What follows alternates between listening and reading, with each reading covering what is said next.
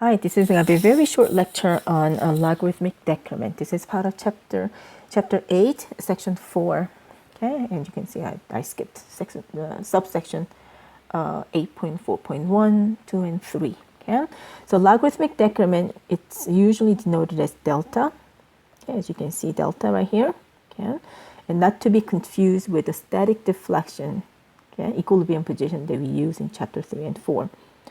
So this is only for the second order underdamped system. Yeah, you can't use it for the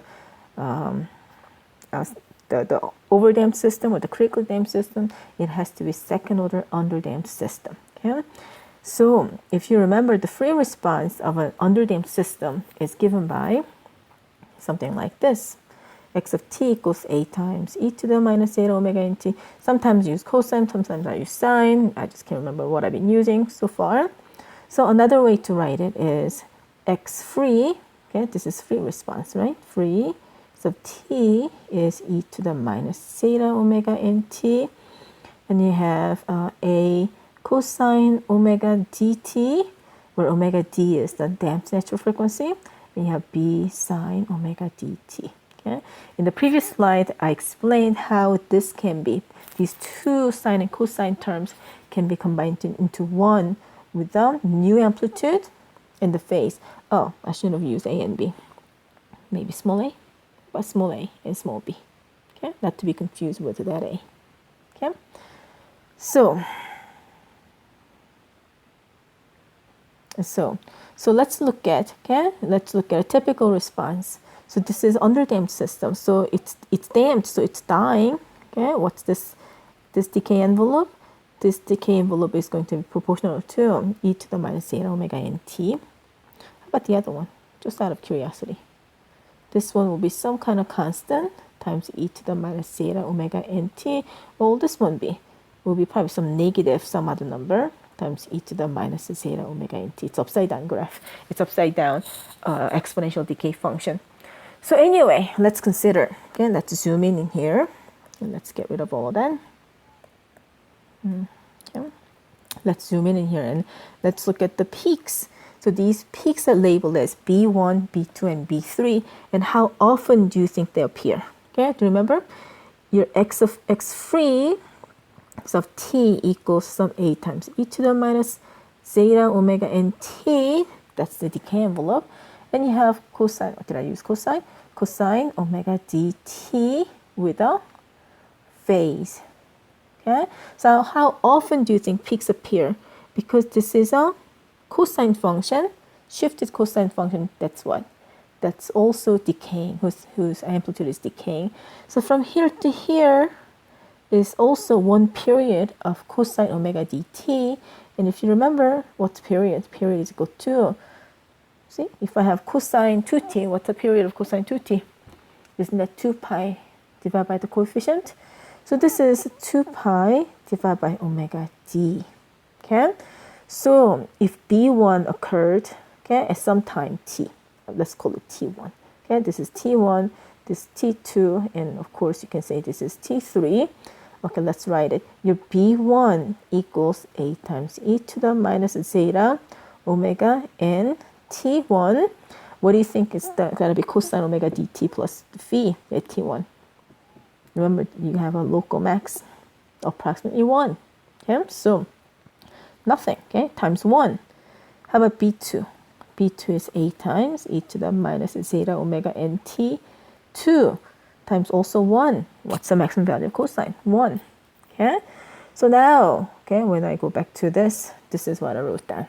What's the peak number 1 and peak number 2? Those are the values evaluated at T1 and T2. Okay, and then I know the T2 is the T1 plus the period. Okay, so now the next thing we're going to do is, okay, so far we have T2 equals T1 plus 2 pi over omega d, the period. So now let's write this. What's the ratio of B1 over B2? So AA cancels. You have e to the minus zeta omega n T1 minus T2. Is that right? Okay, is that how you add the exponent or subtract the exponent? So that's equal to e to the minus zeta omega n. What is the difference in t1 and t2? It's the period, which is 2 pi over omega d. Okay, so we're getting there. So now this is also equal to minus zeta omega n. 2 pi omega d has an alternate expression, which is omega n times square root of 1 minus zeta square. Omega n cancels. So this becomes, okay, this becomes e to the minus zeta 2 pi over 1 minus zeta square. Okay, what is the ratio of the two successive peaks? Okay, so what is logarithmic decrement? Okay, so logarithmic decrement is defined as the natural log, okay, right here, okay, natural log of the ratio of two successive peaks. So let's continue, okay, continue. So now, oops, excuse me, sorry, okay, natural log of b1 over b2, what do you know? If you take a natural log, I mean, I'm just using the definition of log or exponential function, that's equal to minus zeta 2 pi divided by 1 minus zeta squared. Okay, so this value is called a delta. Okay, by definition, this is called the logarithmic decrement. What is it for? What is it for? Well, it's for finding, okay, finding zeta, the damping ratio, by looking at the ratio of the two successive peaks, peak values. Isn't this great? You can look at a graph and you can look at those two peaks, any two successive peaks. Okay, if it's a linear system, it will work for any two. Okay, so you take the ratio, bigger one divided by the smaller one, take a natural log, you have what's called the logarithmic decrement, and it's related to damping ratio only. Okay, so delta you measure. Okay, you eyeball it. Can I write that eyeball? You eyeball it. Okay, or maybe you do something better than eyeballing. Okay, but anyway, so maybe get a ruler or something. So now the idea is it's not, okay, we're not trying to figure out what delta is, logarithmic decrement is, knowing the zeta. Okay, we want to do the opposite. We want to measure the logarithmic decrement, and we want to find what zeta is. We're doing reverse engineering. So okay, this is where the algebra becomes difficult. So you have a delta equals minus zeta times 2 pi divided by square root of 1 over 1 minus zeta square. Let me multiply both sides with that. Okay, that's zeta. Let me write my zeta. Here it is. Zeta. Okay. So now, what's our goal? Just don't forget your goal. You're trying to solve for zeta. Okay? So now, square both sides. 1 minus zeta. That's not zeta. All right, let's just call it zeta. Okay? Square equals zeta square times 4 pi square. Okay? Distribute delta square minus delta square zeta square equals zeta square times 4 pi square. I mean, are we there yet? 4 pi squared plus zeta square. Oh, what am I doing? What am I doing? Never mind. Okay. Plus delta squared times zeta squared. See, the thing is, the important thing is don't forget what you're doing.